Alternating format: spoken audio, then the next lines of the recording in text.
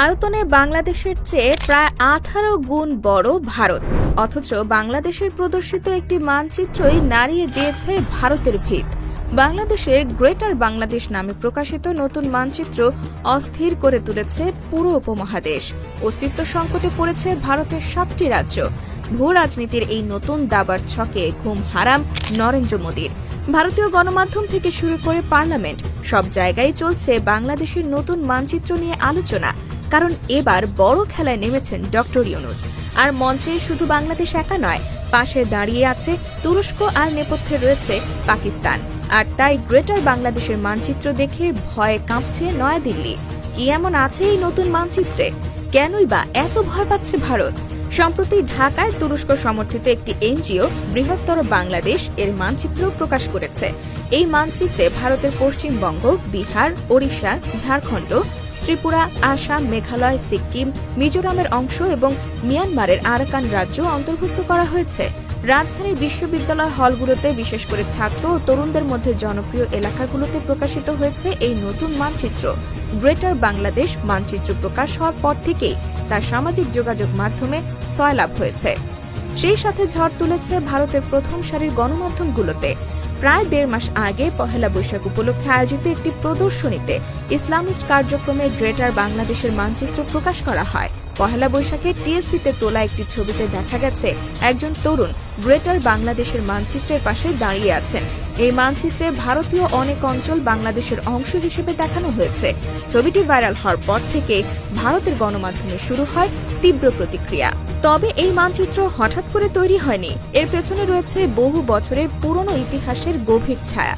1352 থেকে 1576 সাল পর্যন্ত বঙ্গ অঞ্চল ছিল স্বাধীন মুসলিম শাসিত সালতানাত, যা পরিচিত ছিল সালতানাতি বাংলা নামে। সেই ঐতিহাসিক মানচিত্রের আধুনিক রূপ হিসেবেই আজকের এই বৃহত্তর বাংলাদেশ।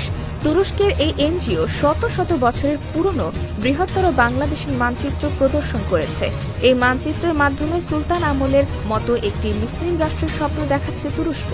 সাম্প্রতিক কাশ্মীর ইস্যু নিয়ে সংগঠিত হওয়া ভারত পাকিস্তান যুদ্ধে তুরস্কের উপস্থিতি ছিল চোখে পড়ার মতো। পাকিস্তানকে অস্ত্র এবং সব রকমের সামরিক সহায়তা দিয়ে ভারতকে পুরোপুরি কোণঠাসা করে দিয়েছে তুরস্ক। তাই তুরস্ক বর্জনের ডাকও দিয়েছিল ভারত। কিন্তু এতে কোনো ভয় দেখা যায়নি তাইপ এরদোয়ানের দেশটিতে। বরং ভারতকে জব্দ করতে বাংলাদেশকে সাথে নিয়ে এবার নতুন পদক্ষেপ নিয়েছে তুরস্ক। বিশ্লেষকরা বলছেন, বাংলাদেশ ও তুরস্কের সম্পর্ক এখন এক গুরুত্বপূর্ণ সন্ধিক্ষণে দাঁড়িয়ে আছে। বাণিজ্য, বিনিয়োগ, প্রতিরক্ষা ও মানবিক সহায়তা, সব জায়গায় দুই দেশের ঘনিষ্ঠতা বাড়ছে। এই সম্পর্ক শুধু তাদের জাতীয় স্বার্থ রক্ষা করছে না, বরং একটি নতুন বিশ্ব পরিস্থিতির ইঙ্গিতও দিচ্ছে। আর এই ইঙ্গিতই নয়াদিল্লির ঘুম কেড়ে নিচ্ছে। অন্যদিকে বিজেপি নেতারা স্বপ্ন দেখছে অখণ্ড ভারত তৈরির। ভারতের হিন্দুত্ববাদী নেতারা প্রতিবেশী দেশগুলোকে নিয়ে অখণ্ড ভারত তৈরির পরিকল্পনা করে আসছে অনেক আগে থেকেই। ভারতের নয়াদিল্লির সংসদ ভবনে অনেক আগে থেকেই রয়েছে অখণ্ড ভারতের মানচিত্র।